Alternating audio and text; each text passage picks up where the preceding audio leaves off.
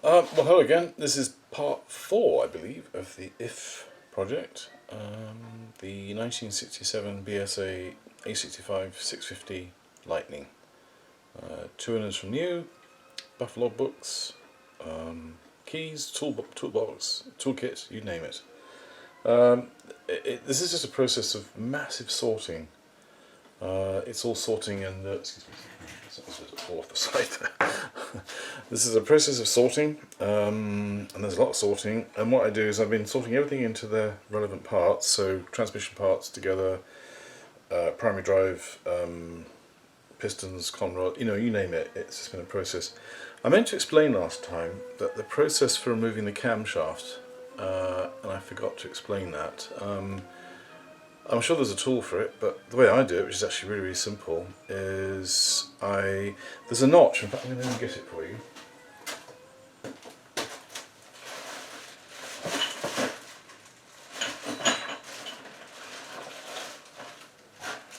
It's really oily because it's all cleaned up. The camshaft actually cleaned up pretty well. There's a notch here, a slot, and you can either.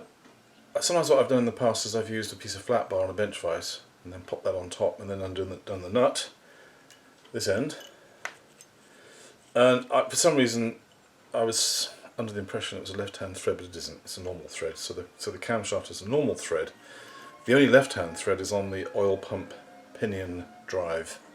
It's the worm drive off the end of the crankshaft. There's a worm drive and then there's another nut that goes over the top to a jam nut.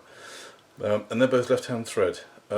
I thought this one was too, but it isn't. I wasn't sure, so I was a bit careful with it, but anyway. The nut came off, so the secret with these things is to just undo the nut a little bit. Obviously the crankcase is apart, because you'll never get this out with the crankcases together. And then what I do is I use either a good substantial plastic mallet or a piece of wood and a hammer. So don't undo the nut all the way, just undo it, I don't know, so there's like a 1/8 of an inch gap. And then you just whack it, and what'll happen is it'll drive the camshaft, because there's a pinion that goes on there, which is interference fit. So what happens is when you whack this, the end of this, it just drives it slightly off the pinion. Then I pop the nut off, take the washer off, put the nut back on, screw it on about just over halfway, bang it again.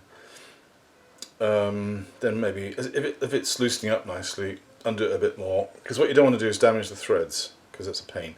So I tend to sort of use as much thread as I can each time I whack it, and then back it off as it loosens. And then at some point you can just use a drift.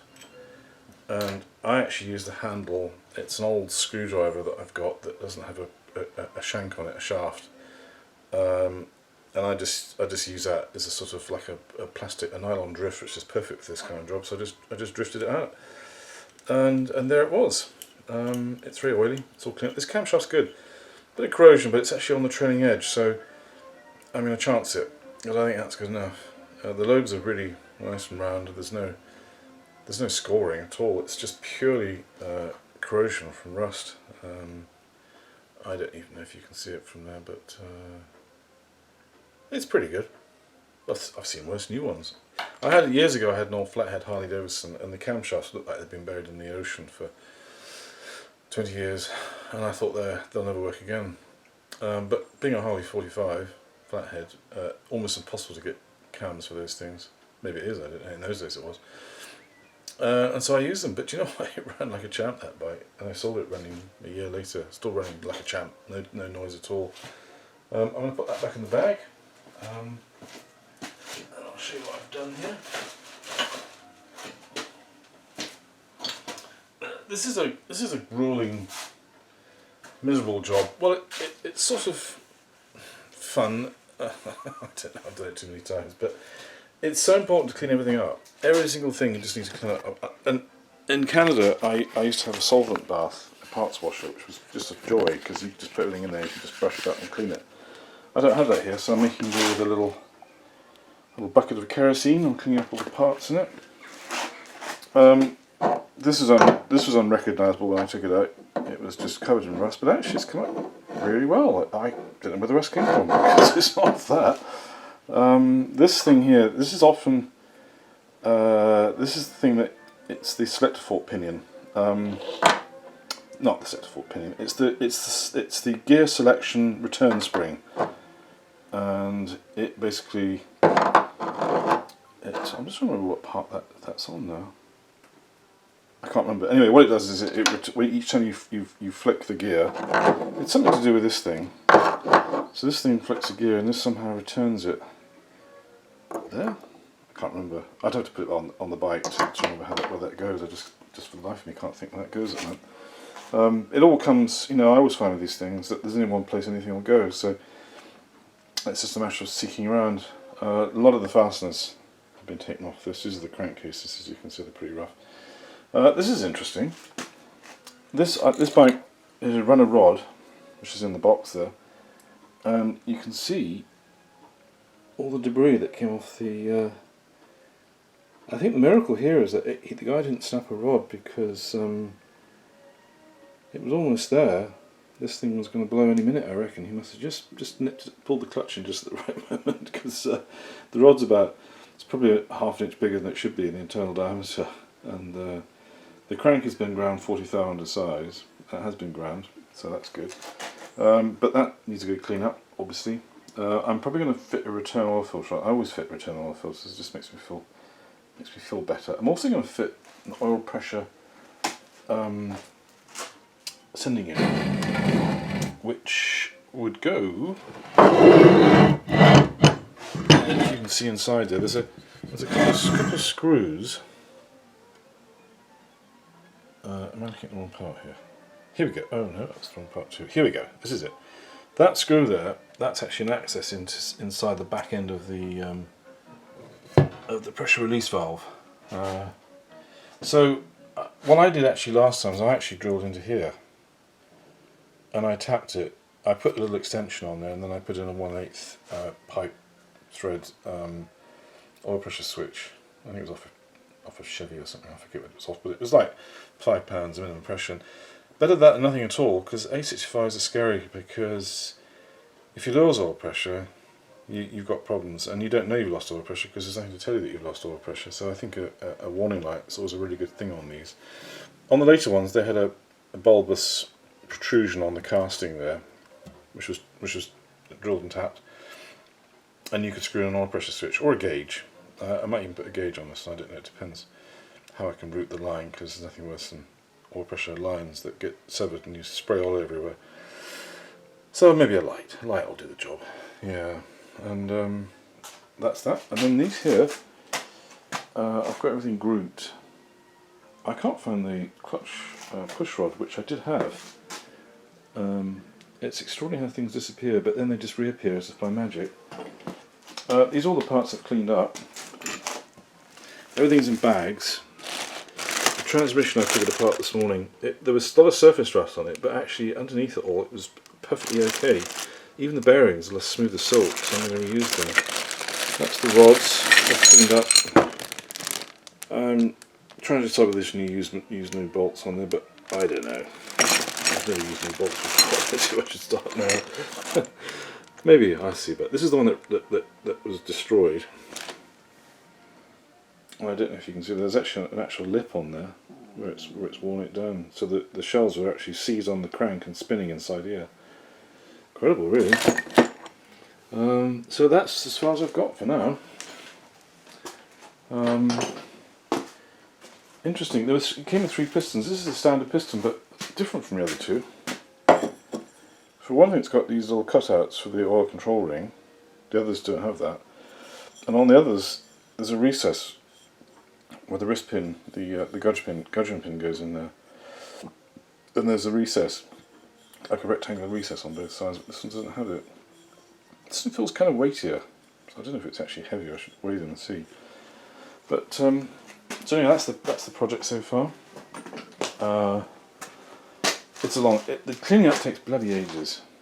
The seat there, look, it's just so rough. It's not true. As are the wheels. I'm getting new spokes and rims for those. Well, I have rims, as I said. The quickly detachable hub. That's the rear sprocket. And the idea is that you can just take the bolt out. This pulse, because the other piece is actually screwed into the swing arm itself, and you can take the wheel off without having to remove everything. quite a nice idea. So that's as far as we got. Oh, I cleaned up the cylinders. They cleaned up beautifully, and there's no appreciable wear in them. I measured the ring gap, and I think I measured something like 3 thou difference, which was amazing. So you pick a spot where the piston rings don't run, which is usually at the bottom here. Make sure it's flat using pistons to guide it, and then you measure the gap, and then you put it in about 2/3 of the way up, a bit more, maybe 3/4 of the way up, which is where the maximum wear occurs. And you measure the difference in the ring gap from the bottom to the top, well, from the bottom to the way you've placed it 2/3 of the way up. And I think you're allowed up to 9 thou on A65s, I can't remember offhand, but this, yeah, it's, I think one's 3, one's 4, so they're good. I can't feel anything in there. They had a lot of surface rust on, but they've actually cleaned up beautifully. And I never bother honing them, because by the time you've run a wire brush through there, which is what I did, you know, on a high power drill, you've pretty much honed it. You've got lots of, you know, you've taken all the glaze off. These, they were C's, and I've soaked them, so I'm going to take them out. But there's little, on the followers, on the lifters, followers, what are they called in England, I forget. Followers. There's little snap rings at the top, which kind of retain them, and they should just be able to tap through, but all 4 of those were actually C solid in there. But all I did was I just put some penetrant in there, and I left them. One's still a bit stiff. And I left them, and I found that a couple that just moved by themselves. So I will take those out. That's the next job. Hundreds of clutch plates down there, and the clutch basket. The primary chain's done. It is absolutely done. I tried to stretch it out, but it's done. And somebody was a bit over exuberant with the tensioning too. That I don't know if you can see all those wear marks on there. I mean, it's almost usable. I don't know. I mean, the thing is, once you've worn grooves in it, of course, the raised parts are what actually supports the rollers, and it's the grooved part that supports the side links. So, almost worth keeping that. Maybe I will use that. Let's see. As I say, this is going to be a oily rag. All sorts of bits. I was wondering what this big, huge freaking washer was here, and then I realised, of course, it's the one that fits. It's the drive side main bearing. Spacing washer that fits into an oil seal and keeps the oil in the engine and the primary chain case, oil in the primary chain case. It's always interesting in the product because you find all these bits and you think you know what they're all for, but quite often you forget. There's the plunger for the transmission. That's what sits in the crankcase, and it sits right in there. And it's the thing that acts as the detent on the cam plate, on the cam plate quadrant. So there's notches in the cam plate quadrant, so each time it moves it latches in, so that's what stops the bike from randomly shifting gears. One of the problems with the AC65s is that these things, the springs go, so it makes gear selection a bit sort of hit and miss, not to say weird.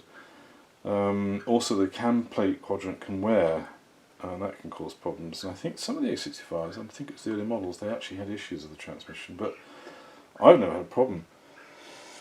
And I think that this cassette system, I don't know if you can see that, but this whole transmission is on a cassette. So it goes in one piece, which I think is absolutely brilliant. And anybody who's ever owned a T140 can testify, or even an earlier Triumph, any of the Unit Twins, well, any of the twins, the T140 in particular, especially the left foot shift one with a 5-speed gearbox, there is no cassette. You just have to basically assemble everything in the transmission housing and hope that you can get everything in the right place and in the right sequence that all works. And then you have to get the synchronization right. Otherwise, you find you can't select 2 or 3 of the gears, and loads of false neutrals, which is a real pain. And often you don't find out on a T140. Usually, once you've done it a few times, you've learned. But the first few times you do it, you can run into problems that so many people I know have, and it's just you know, they don't know why they're getting false neutrals and why they've only got 3 gears and they've got 3 random gears and all that sort of stuff. And it's because the sequencing, you've got to get the cam plate. The cam plate is vertical on the T140 rather than horizontal on this one, and you've got to get it in the right position because it's a dual system on a T140. You've got the quadrant there, and then you've got a big round cam plate with a gear on it, and you have to make sure that's indexed and synchronized correctly, because otherwise it will lead all sorts of problems. And as I say, you button it all up, think, that's it, job done, and then it won't work properly, and then you have to take it all apart again. More gaskets, more time. Anyway, it's going well. There's not much more to report until I've done a bit more work to this. It just takes such a long time to clean everything up. You know, cleanliness is the most important thing. Preparation and cleanliness. If you've got everything cleaned and prepared, in the right bags, right spaces, all ready to go, then you can't really go wrong. I think cleanliness is probably 95% of the job, actually. And you can assemble a tired motor, and if it's absolutely pristine clean, it'll still go and run quite well. Talking of which, there's an oil pump in here somewhere, which is in good shape. Where is that oil pump? It's all there. I forget where I put it. Oh, it's in this bag here. I'm going to take it out and show you, because this is the bog standard A65 oil pump. And it's worm drive. Light's not very good in here. So there's a worm drive. So as the crankshaft's turning, there's a worm drive which turns that, which pumps the oil. These are brilliant. I much prefer these to the Triumph ones. The Triumph uses a dual piston plunger type system with ball valves, and when they work they're okay, but they are inclined, if they get contaminated and you get debris in the ball valves, then you'll lose oil pressure, or they just won't scavenge. But these I think are brilliant. A lot of people change these for newer ones, for uprated ones. The BSA did actually uprate these, and I forget what years they did it, but they actually improved on them on later models, so that the oil flow is better. But to be honest with you, I've never had a problem. All the ones I've ever done, I cleaned up my last BSA. I spent a lot of time cleaning up the bearings and polishing them and making sure everything was pristine, and that bike, with the oil light just wouldn't come on. The pressure wouldn't drop below 30 on a steaming hot day. And I think that if you've got low oil pressure, it's more an indication that you've got a worn engine than a bad oil pump. I honestly do. And I think that these oil pumps are actually perfectly good for the motor. If the motor's in good shape, they'll work. So if you have an A65 and the oil light's flickering at 1200 RPM or something like that, then you can uprate it. You can get an SRM one, which work better, no doubt about it. But you're not really dealing with a problem. You're just curing a symptom by increasing the oil flow. But the real cure for this is just to make sure the engine's really good and clean before you put it together, and then I don't think you have a problem. This one seems to work really well. I flushed it through with oil. Anyway, I rattle on. So that's the Project F, named after the famous film where Malcolm McDowell steals an A65. I'm not even sure what shot. I always thought it was Haines and Strange in Cheltenham, in Cambray Place, I think it was. But apparently it isn't. I think it was in London, Twickenham or somewhere like that. But the whole of If was shot in. It was shot in Gloucestershire, Cheltenham Boys College, Cheltenham. I recognise the road where Malcolm McDowell he escaped on the BSA on, and that whole area is in and around Cheltenham. So I don't know why they'd go to London to steal a BSA. Maybe it's because it was the only one they could find. I don't know. But I was sure it was Cambray Place in Cheltenham. Where, of course, it's long gone now, that dealership. I'm not even sure if Cambray Place is there anymore. I haven't been to Cheltenham for 30 years. Anyway, thank you very much for watching. The project continues.